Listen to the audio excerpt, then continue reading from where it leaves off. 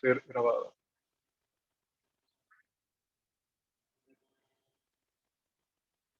Buenas tardes, estudiantes. Bienvenidos a la sesión del día de hoy, que tiene por título Presentando el proyecto, y esta es básicamente una condensación de algunas lecciones claves de la Cátedra de Innovación y Emprendimiento que les será útil para su segunda entrega y para el pitch. Continuaremos también tratando otros temas un poco más técnicos, pero últimamente, como esto se trata más bien de un ejercicio, esta cátedra se trata de un ejercicio de tanto entender cómo funciona un modelo de negocio, además cómo construir un modelo de negocio y apartar algunos de los mitos más comunes respecto a la idea del emprendimiento, mitos que de hecho vamos a tratar también de desvelar en esta presentación. Muy bien, vamos a partir de los errores comunes y esta parte de la presentación también se basa en los errores comunes que he visto en algunas presentaciones de ambos salones, de ambas aulas. Lo primero es la idea de que las startups tienen que empezar con grandes ideas. He visto proyectos que han tratado de transformar la infraestructura del país, proyectos que han tratado, por ejemplo, de resolver grandes problemas sociales. Y si bien la digamos, necesidad de construir una visión a largo plazo para una empresa, digamos, no la discutiría demasiado, en el sentido que la posibilidad de poder imaginar en un futuro, en un horizonte inmediato, mediano, largo plazo, la resolución de grandes problemas sociales es una meta loable, es una meta que tiene mérito. No obstante, las startups realmente las startups exitosas no suelen tratar temas muy complejos, sino que la idea inicial no tiene que ser grande o transformador o profundo, solamente son problemas relativamente sencillos, fáciles de entender, a los cuales se les ofrece soluciones lo más sencillas y eficientes posibles. Hay, por supuesto, sus excepciones en el caso de las startups que surgen en sectores altamente especializados, como el sector aeroespacial o sectores de ingeniería de avanzada. En ese caso, esas startups ya son fundadas por, digamos, expertos que tienen años de experiencia en el área de trabajo y por ende pueden entonces tener los contactos y el acceso al posible capital para poder desarrollar sus iniciativas. En eso se trata de startups realmente que tienen un alto nivel de complejidad, el producto es un alto nivel de complejidad, pero en este caso, al nivel que estamos trabajando nosotros, estamos tratando entonces de atender problemas más sencillos, más fáciles de identificar, especificar, y por ende con soluciones que puedan ser susceptibles a ser puestas a prueba a través de un prueba-ensayo, sin la necesidad de grandes capitales, a diferencia de algunos de los postulados que he visto en las empresas, que sí requieren que inversionistas inyecten una gran cantidad de dinero en una idea que no ha sido puesta a prueba, lo más probable es que va a ser rechazada. Entonces, ese es un error muy típico, que es empezar con grandes ideas y grandes proyectos. Usualmente lo preferible es resolver un problema específico y sencillo de identificar. Entonces, el error típico que suelen presentar muchos grupos al momento de tratar de construir startup es que tratan de empezar con grandes ideas, tratan de empezar con grandes proyectos, muy ambiciosos, pero en la realidad es preferible empezar a resolver problemas específicos, pequeños y fáciles de identificar. Entonces tenemos la relación de problemas versus ideas. Es mejor tomar nota de los problemas que nos afectan que de ideas aisladas. He visto muchas encuestas que se basan en ideas de cómo solucionar un gran problema basado entonces en un gran esquema de servicios en materia de construcción de infraestructura, de atender problemas de gran peso. Sin embargo, es preferible más bien tomar nota de los problemas que nos aquejan y aquejan a nuestro entorno y problemas que podamos identificar y podamos ofrecer una solución que de hecho podamos desarrollar nosotros mismos sin demasiado capital, cuando menos si no desarrollar plenamente. Lo recomendable es que cuando menos tengamos la posibilidad y los medios de poner esa idea, de exponer esa idea y identificar el nivel de atención, el nivel de interés que genera en el mercado. Si se trata de un problema que nos afecta a un modo personal o nos motiva a seguir buscando una solución, es mucho más probable que vamos a estar dispuestos a seguir trabajando para la resolución de ese problema y el desarrollo del producto. Entonces, uno de los problemas con las startups que empiezan con grandes ideas y grandes proyectos transformadores es que si no hay una relación directa respecto al problema afectándonos a nosotros de forma personal, es muy posible que después de que la motivación de las grandes ideas y el gran proyecto se haya evaporado, y que lo que nos quede entonces es el panorama de trabajar en en un proyecto muy ambicioso, muy costoso, difícil, etcétera, es muy posible, como sucede en buena parte de las startups que tienen esos perfiles, de que terminen entonces desistiendo de continuar trabajando, sobre todo si no han logrado un flujo de capital que justifique continuar trabajando en esa idea. Así que empezar con problemas más pequeños, fáciles de identificar, que nos afectan personalmente, representa un elemento de motivación moral que nos facilita entonces poder continuar trabajando y poder motivar al equipo, sobre todo cuando están empezando en esa fase en la cual realmente no tiene grandes ingresos, o están trabajándolo, digamos, un poco a medio tiempo porque no pueden sacrificar entonces los ingresos que puedan tener de sus empleos formales. Entonces, una manera de poder vincular al equipo en el trabajo, no es solamente en la promesa de una recompensa material a futuro, sino sobre todo trabajar en problemas fáciles de identificar y que nos afecten. Hay técnicas que pueden utilizar al respecto, una de ellas es la tormenta de ideas, y una buena forma de detectar posibles socios y aliados es invitarlos a una tormenta de ideas para resolver un problema determinado. De hecho, es una forma también de identificar si el equipo fundador está lo suficientemente compenetrado en la dinámica de la empresa. Por ejemplo, una tormenta de ideas es una herramienta muy útil cuando se trata de poder identificar problemas, no solo por el hecho de que nos permite, digamos, acumular una gran cantidad de posibles de propuestas de problemas que pudiésemos atender, sino que el proceso también implica una examinación crítica de cada uno de esos problemas y de nuestras propias capacidades técnicas y nuestras capacidades económicas de poder desarrollar un producto que ofrezca una solución. De lo contrario, estaríamos hablando más bien de lo que los anglosajones llaman wishful thinking, eh,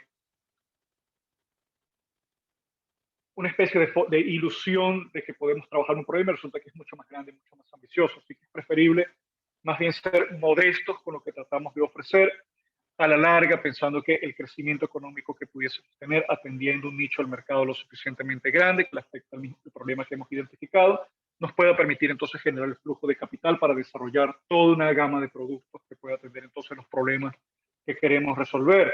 Ese es el caso de Google. Google hoy en día es una empresa que está involucrada desde el desarrollo de sistemas de inteligencia artificial hasta el desarrollo de vehículos autónomos, pero empezó simplemente desarrollando un solo producto, y ese solo producto era un algoritmo de buscador de red que fuese más útil que los que ya existían en ese momento. Punto.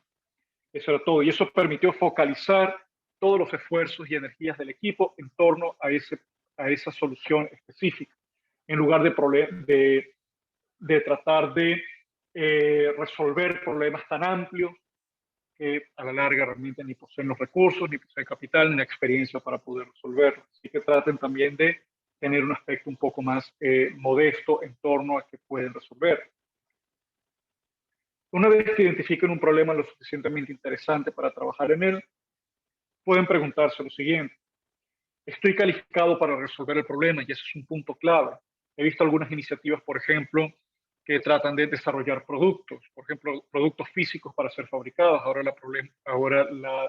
Eh, el, los, las preguntas que tendríamos que hacernos como equipo es: ¿estamos facultados para poder resolver el problema? ¿Tenemos experiencia en el desarrollo de la logística y todos los aspectos relacionados a la manufactura? ¿Tenemos alguna experiencia en manufactura? ¿Tenemos alguna experiencia en desarrollo de prototipos físicos? Y si la respuesta es no, entonces realmente no deberíamos estar entrando en un área que excede nuestras competencias. Por el contrario, tenemos que analizar cuáles son nuestras competencias para poder entonces recalibrar los esfuerzos en torno a una solución que nosotros tengamos la capacidad técnica de poder proveer. Ahora, ¿qué significa estar calificado? ¿Qué significa cuando un equipo fundador está lo suficientemente calificado para la resolución de un problema? No, primero, tienen alguna perspectiva o experiencia que otros no poseen que les permite entender cómo resolver el problema. Es decir, han analizado el problema de modo tal que entiendan una forma de resolverlo distinta y mejor a la que ya existe en el mercado.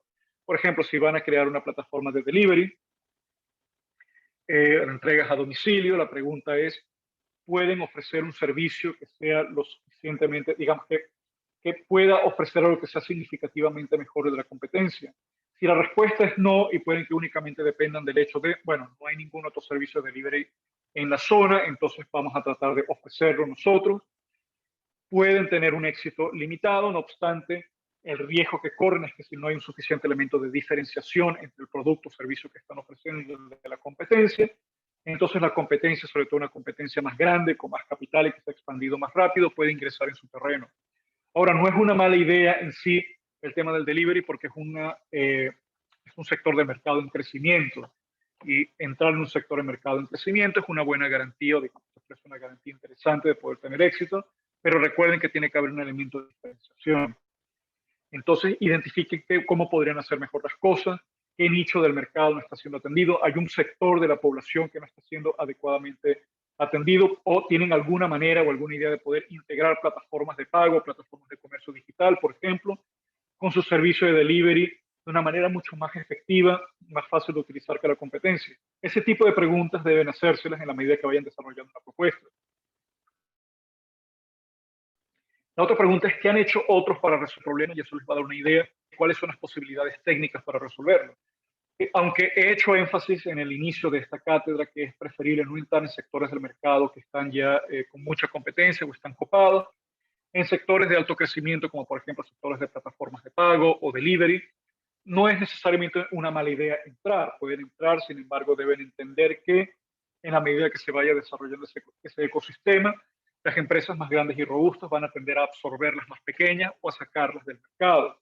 Entonces tienen que entender en su hipótesis de crecimiento qué sabemos nosotros sobre cómo desarrollar este servicio, que la competencia no sepa, o qué podemos hacer mejor que la competencia no puede hacer. Entonces pueden ir planteándose eso, pero analizar cuáles son los sectores de más rápido crecimiento en el mercado venezolano en general es una buena idea para darles, digamos, un panorama de qué sectores, de qué servicios o productos pudiesen ofrecer al mercado, porque ya hay una demanda creciente. Y ya otras empresas han hecho la tarea de entonces demostrar la viabilidad del modelo de negocio. Lo que ustedes harían es tratar de optimizarlo, si tienen la experiencia y la disposición para ello. Deben analizar también qué soluciones disponibles hay para resolver el problema, alternativas a lo que ustedes están ofreciendo. Porque he visto en otros casos, por ejemplo, de plataformas que están tratando están tratando de resolver el problema, por ejemplo, de la alimentación de las mascotas a través de un producto que permita la alimentación automatizada de las mascotas y programado por una aplicación. Ahora, esa es una propuesta muy interesante, pero hay que plantearnos qué otras soluciones mucho más económicas y sencillas tienen las personas a su disposición de ese nivel socioeconómico que puedan utilizar como alternativa a tener que comprar un aparato costoso. Y una de las soluciones usualmente es delegar a un familiar la alimentación de las mascotas o enviarlo, por ejemplo, o dejar la mascota con un vecino a lo largo del día, etcétera. Tienen que analizar exactamente si la hipótesis del problema que ustedes han identificado es un problema tal que no tenga realmente muchas alternativas viables o las alternativas sean muy inferiores a lo que ustedes pueden ofrecer.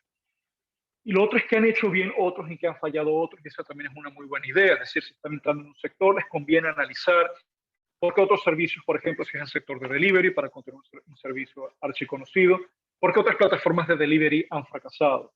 ¿Cuál ha sido el problema? Ha sido la integración con la plataforma, ha sido que no han logrado retener a los trabajadores que hacen las entregas porque otras empresas ofrecen un mejor salario o mejores condiciones de trabajo, etc. Cabe preguntarse eso también. Entonces vamos a hablar de producto mínimo viable, que es el centro de la entrega que van a realizar.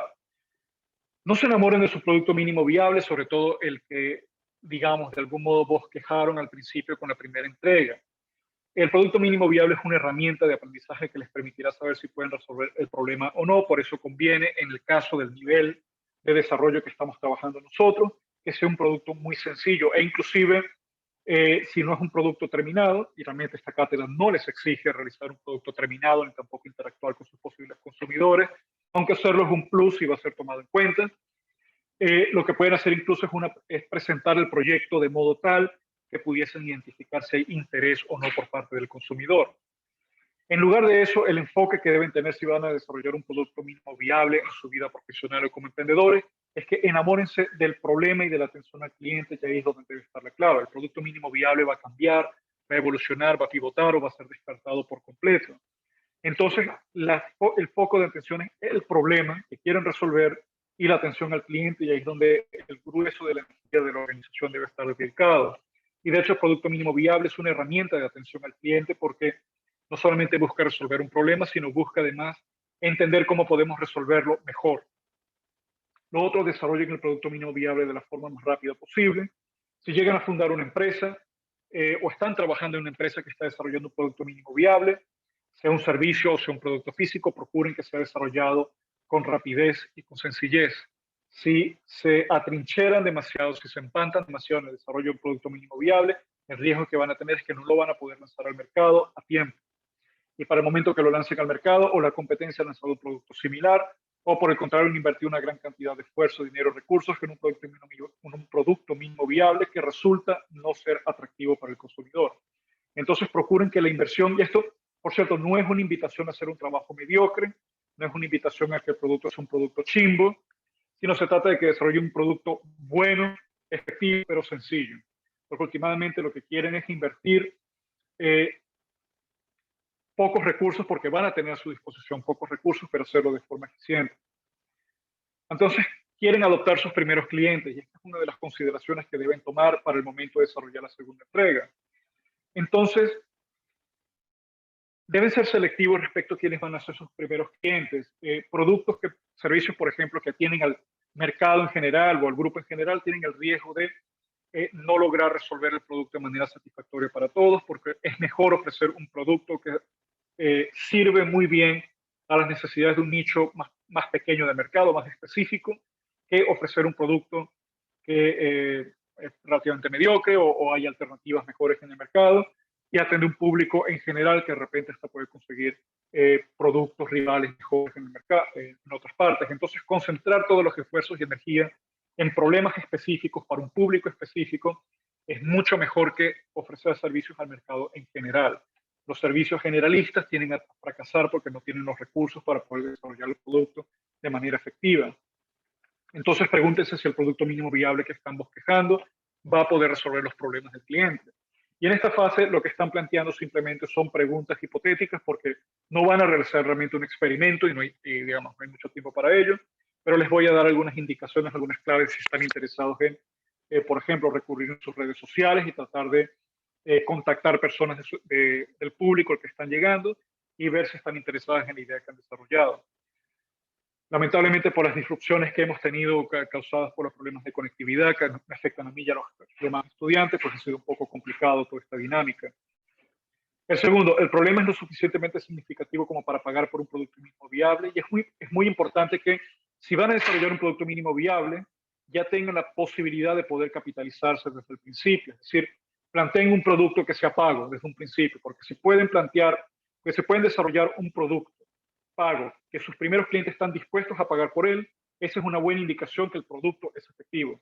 Si están desarrollando un producto gratuito, el riesgo que corren es que un producto gratuito puede tener un público relativamente grande porque no cuesta nada utilizarlo, pero si no es lo suficientemente bueno y no tienen un mecanismo de financiación efectivo, puede que tengan muchos problemas para retener a sus clientes y no van a poder entonces capitalizarlos efectivamente y por ende va a resultarles difícil entonces poder continuar financiando el desarrollo del producto. Pudiesen en todo caso tratar de atraer inversionistas que les inyecten capital para poder desarrollar entonces el producto, y usualmente servicios, en este caso plataformas, pero es un riesgo mucho mayor y van a tener que sacrificar entonces parte de su capital accionario. De capital accionario también van a tener a disposición una videolección, no va a ser una videolección en vivo, sino que va a ser una videolección grabada aparte, para que puedan contarlo en cuenta, pero eso no va a ser evaluado directamente.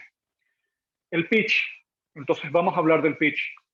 El pitch es la tercera y última entrega grupal de esta cátedra y es un producto muy sencillo lo que van a ofrecer. Realmente lo que estamos pidiendo en el pitch es una presentación dedicada a hipotéticos inversionistas, no a clientes, no a los profesores, sino a hipotéticos inversionistas. Los inversionistas lo que quieren saber es si pueden construir una empresa grande, si la escalabilidad, si lo que están ofreciendo ustedes tiene el potencial de tener un público que esté dispuesto a pagar por el servicio y eso les permita poder crecer. ¿Qué debe tener el discurso a inversionistas? Y por ende, ¿cómo deberían plantear su pitch? Su pitch grupal debe plantearle primero identificando con precisión qué es lo que hace la empresa, qué ofrece el producto, qué ofrece el servicio de la manera más sencilla y breve posible. Pueden indicar, por ejemplo, cuánto tiempo han trabajado en el proyecto, porque eso también les indica cuánto tiempo han tenido para desarrollar la propuesta, qué tan grande es el mercado para tu producto y pueden tratar de estimaciones, por ejemplo, si es un mercado destinado a un público femenino de clase media en Venezuela, pueden utilizar entonces estadísticas disponibles en Internet para identificar qué tan grande es ese potencial mercado. Medios de pago, ¿cómo le van a cobrar a sus clientes? Es decir, van a utilizar plataformas de pago como por ejemplo PayPal o van a pagar en efectivo. Eso también lo tienen que identificar. Y por supuesto, qué es lo que están cobrando por el servicio. ¿Es una suscripción? ¿Es un pago único? Se trata de, están ofreciendo el producto y luego ustedes van entonces a ofrecer servicios de manutención del producto, etcétera. Tienen que identificar y ahí podemos, en todo caso, pueden referirse a los modelos de negocio. Está el modelo de negocio gratis, está el modelo de negocio con publicidad, está el modelo de negocio gratis premium, está el modelo de negocio por suscripción, está el modelo de negocio por descarga única, pago único, etcétera. Ustedes van a elegir entonces el modelo como les conviene. Algo muy importante, ¿qué saben del problema que otros no sepan? Es decir, están ofreciendo algo que es básicamente una réplica de lo que otros hacen o por el contrario han logrado identificar dentro de su propuesta, en el desarrollo de su propuesta, algo que otras empresas establecidas en el mercado no han hecho. Y por último, ¿quiénes son los miembros de tu equipo? Tenemos una pregunta en chat. Samuel pregunta, profe, con respecto al pitch, ¿todos tenemos que exponer o puede hablar uno o dos del equipo solamente? Pueden seleccionar un solo presentador, no hay ningún problema. Si eso les facilita la tarea, con un solo presentador es suficiente.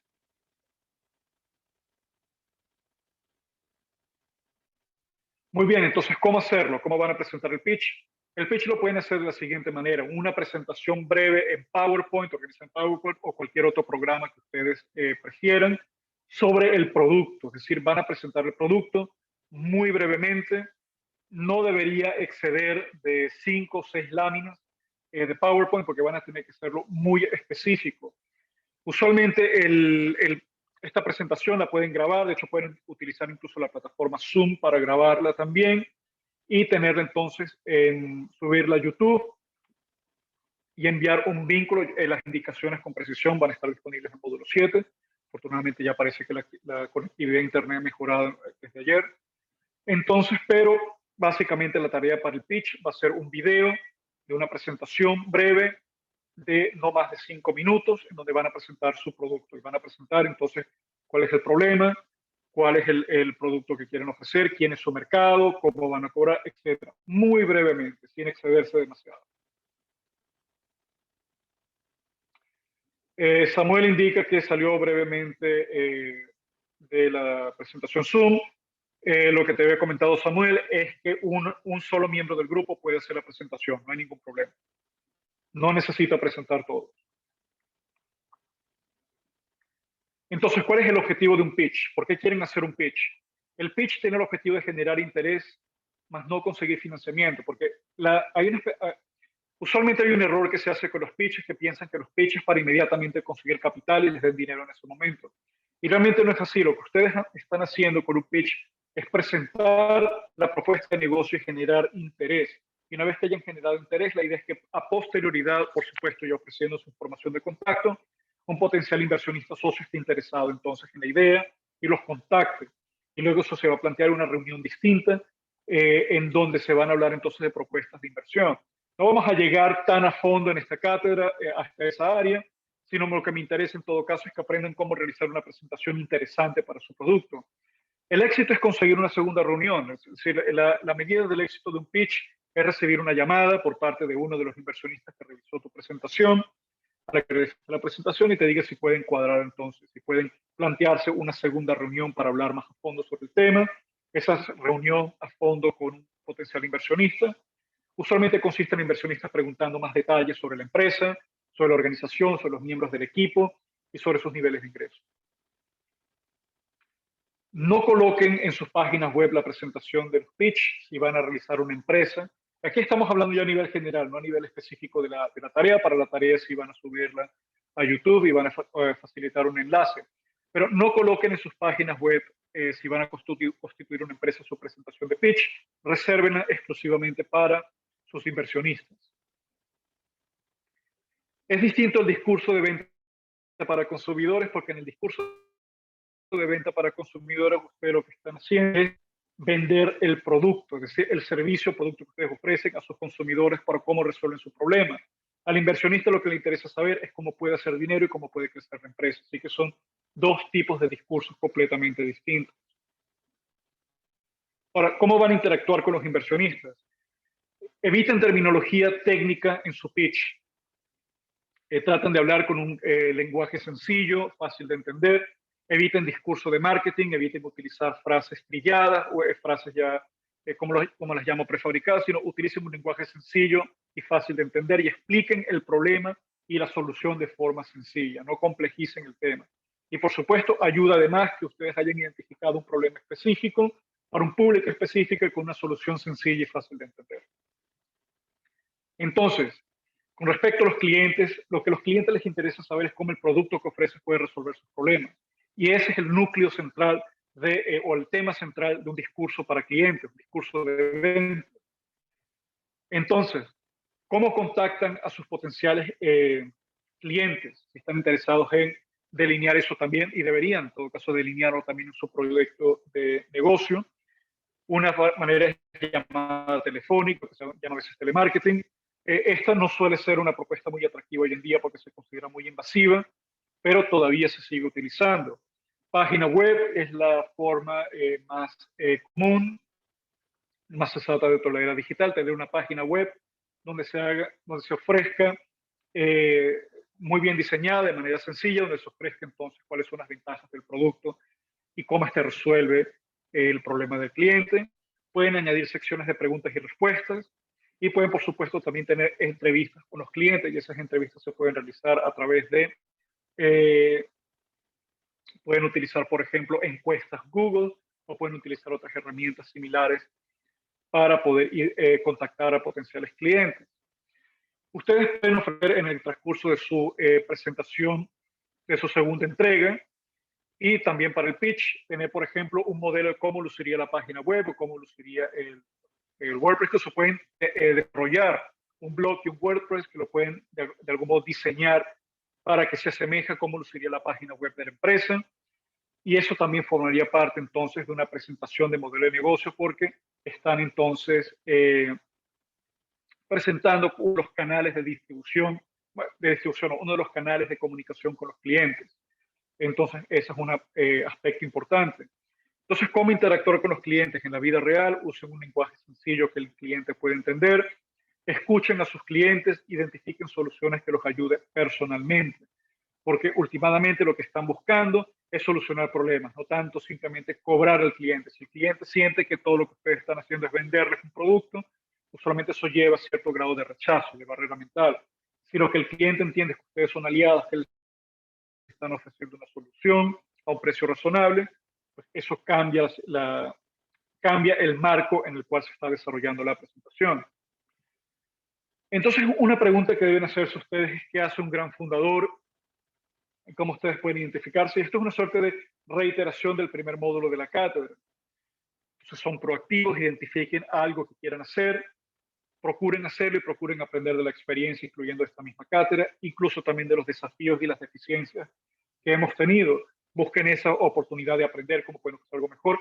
Hay algunas iniciativas, por ejemplo, de plataformas de lecciones en línea que han ofrecido algunos estudiantes, que me han parecido bastante interesantes.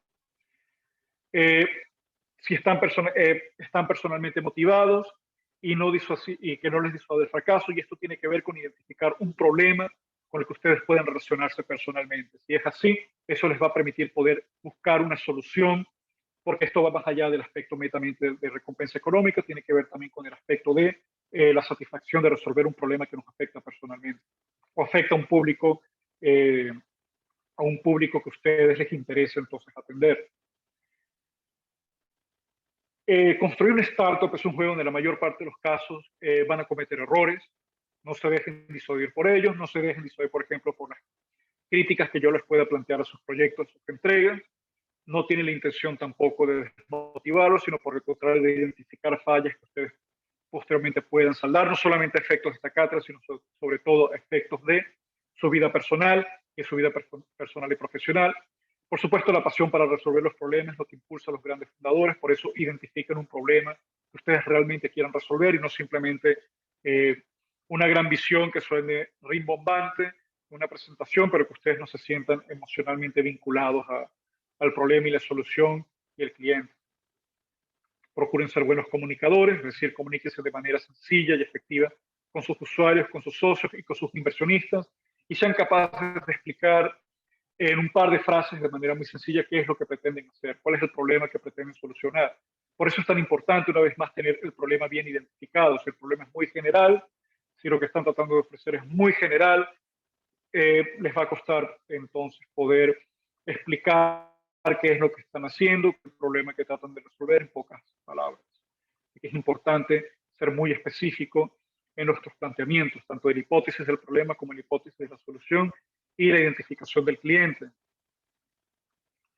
Traten de buscar si van a desarrollar su vida profesional y como emprendedores, procuren entonces contactar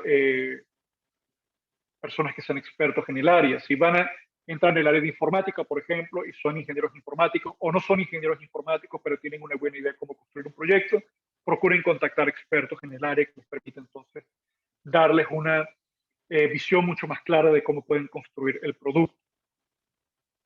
Entonces, ¿qué tan importantes son las ideas? Y esto es un feedback general de la primera entrega. Muchos fundadores no tienen buenas ideas para resolver un problema, pero la voluntad para probar con ensayo y error es lo que cuenta. Por eso es que la evaluación de la primera entrega fue bastante permisiva, porque últimamente lo que me interesa en la primera entrega es dejar fluir las ideas. Y últimamente es esa capacidad de poder dejar fluir las ideas, trabajarlas, descartar las que no funcionen, la que puede llevar al desarrollo de buenas ideas de negocio. Entonces la proactividad, ser formidable y ser buenos comunicadores es clave y esas son capacidades que ustedes pueden identificar y buscar la forma de continuar cultivando tanto como estudiantes como profesionales. Entonces, como resumen, cuáles son los errores claves que ustedes pueden revisar en su primera entrega para no repetir la segunda entrega? No se concentren mucho en problemas que a ustedes no les interesa personalmente resolver, solamente porque son problemas rimbombantes o grandes o que puedan lucir atractivos en la presentación. Traten de buscar un problema que les interese genuinamente. Concéntrense en clientes que no les, concentrarse en clientes que no les interese. ¿Sí? Si a ustedes realmente no les interesa servir al público femenino de clase media o al público masculino de clase media, etcétera, si ese no es su público, procuren identificar un público que realmente les interese atender, porque eso les permite una vinculación emocional y les permite entonces poder perseverar en el trabajo. Tener socios cofundadores que nos conozcan bien, si van a fundar un proyecto, por supuesto, eso no aplica a efectos de esta cátedra porque la mayor parte de ustedes no se conocen, pero a la hora de fundar una empresa, fundar un equipo de trabajo, les recomiendo procuren buscar personas que conozcan bien y que puedan juzgar el carácter de esas personas de modo tal que puedan armonizar en el trabajo y no hay un conflicto de personalidades o de intereses. Este es el fin de esta presentación. Les puedo, en todo caso, hacer una oferta, dependiendo de su disponibilidad de tiempo, si así están dispuestos, podemos seguir adelantando material de la cátedra que les puede ser muy útil a efectos de la segunda entrega, o podemos dedicar la siguiente sesión entonces para una sesión de preguntas y respuestas y de asesoría y mentoría respecto a las entregas que ustedes han hecho. Si tienen preguntas, entonces yo puedo atenderlas. Si les parece esa propuesta, pueden responder en el chat. Con esto finalizaría esta sesión. Esta sesión ha sido grabada y estará disponible en breve. Gracias a todos los que han asistido y espero sus respuestas en el chat respecto a una segunda sesión que sería dentro de unos 20 o 30 minutos para darles suficiente tiempo de descanso. Así que finaliza la sesión.